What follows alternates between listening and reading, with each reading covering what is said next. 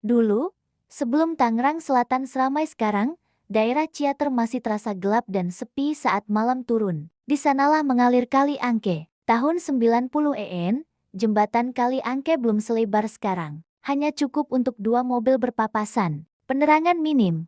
Kalau lewat siang hari, biasa saja. Tapi kalau malam, suasananya berubah drastis. Angin dari sungai terasa lebih dingin. Di masa itu, beredar cerita yang membuat banyak orang gan lewat sendirian.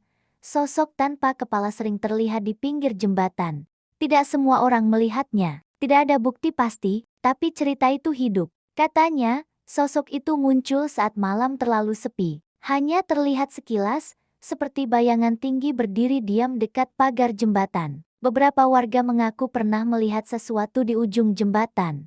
Tapi saat didekati, tidak ada siapa-siapa. Ada juga pengendara yang merasa suasana tiba-tiba berubah saat melintas. Mesin motor terasa berat. Bulu kuduk berdiri tanpa sebab. Apakah benar ada penampakan? Atau hanya efek suasana gelap dan sugesti? Karena sudah mendengar cerita sebelumnya, tak ada yang benar-benar tahu. Namun satu hal yang pasti, legenda itu makin kuat. Karena sering diceritakan dari mulut ke mulut. Anak-anak muda zaman itu bahkan saling menantang untuk lewat jembatan tengah malam.